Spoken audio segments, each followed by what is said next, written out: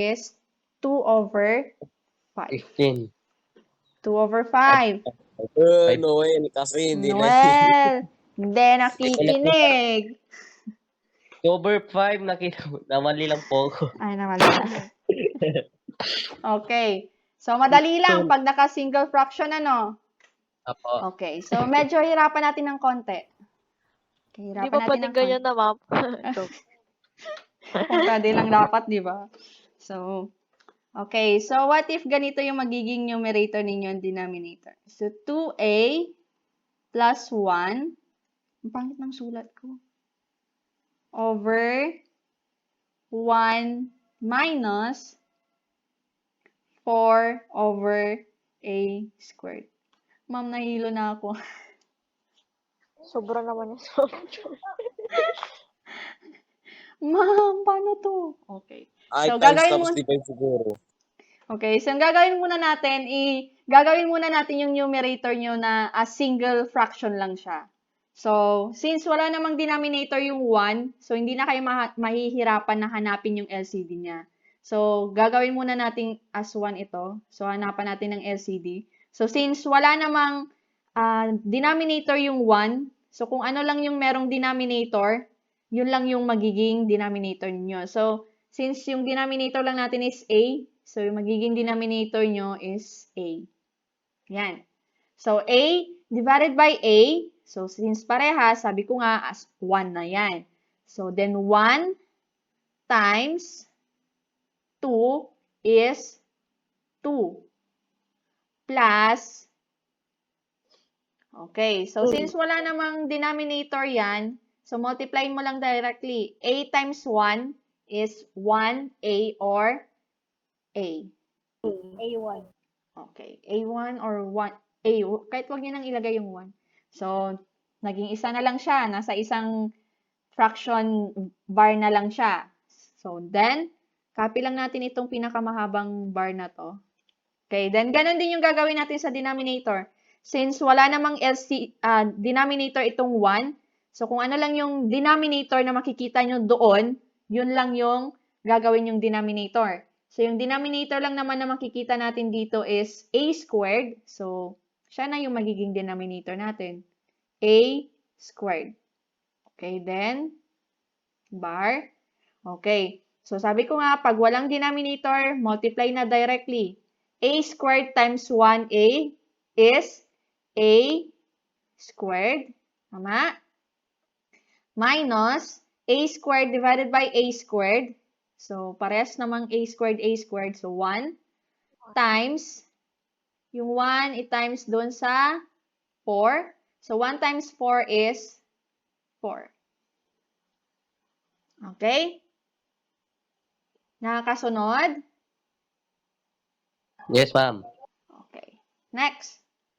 So, nasa single fraction bar na siya. So, pwede na nating gawin yung next step natin na copy numerator. 2 plus a over a.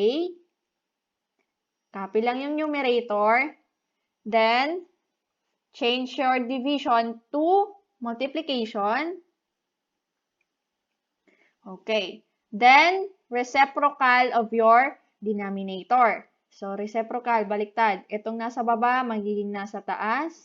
A squared over a squared minus 4. Okay. Then, i-apply natin yung topic natin sa multiplication of rational expression. So, factor. Di ba, pag multiplication, pwede kayo mag-cancel out cross. Okay, so, simplify natin to. A.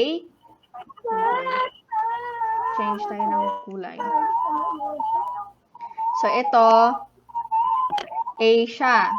Then, yung sa taas, itong A squared, di ba, ibig sabihin, A times A. Itong 2 plus A, so, nakasimplify naman na to. So, copy lang 2 plus A.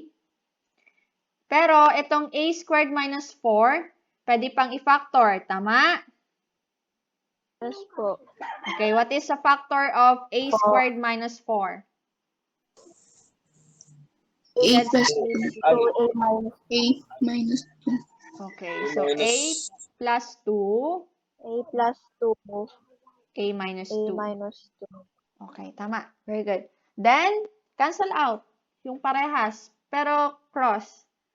Okay, so pwede tayo magtanggal ng isang A dito, then isang A doon. 2A plus A is same as A plus 2. Nagkabaliktad lang. Tama? So, cancel out 2A plus A, then ito. So, then, tingnan nyo na lang kung ano yung natira sa numerator. Copy nyo na lang. Then, doon sa denominator. So, yung hindi na cancel out sa numerator natin is A. Tapos, sa denominator is A minus 2. So, ito na yung magiging final answer ninyo. A over A minus 2. Okay? Nakakasunod ba? Piliin lang natin yung pinakamadali lang. Huwag na natin pahirapan yung sarili natin. Okay, another example. So, we have 3B plus 2 divided by 3 minus 4 over B squared. Okay, so kung mapapansin nyo, sa numerator din denominator, yung isa is walang denominator.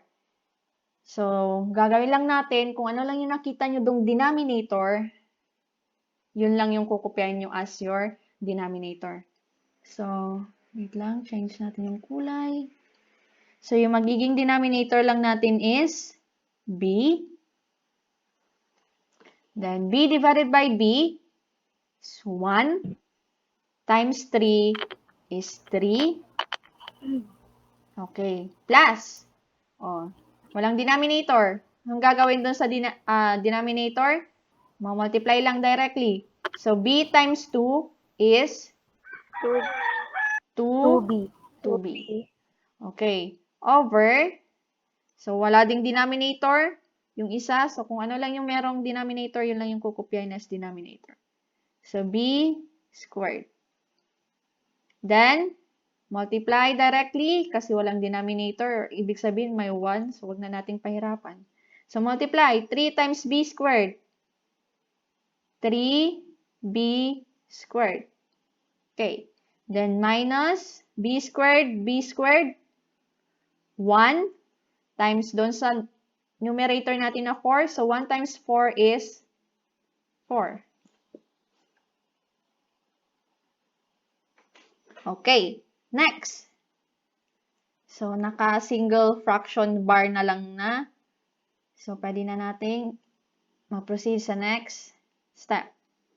Na copy your numerator. 3 plus 2B over B times, okay, so tuldok na lang yung gagamitin ko as times sign. Okay, then kabaliktaran ng denominator. So, reciprocal ng denominator natin is magiging B squared over 3B squared minus 4. Okay, then, check natin kung may pwede ba tayong i-factor. Okay, pwede bang i-factor yung 3 plus 2B?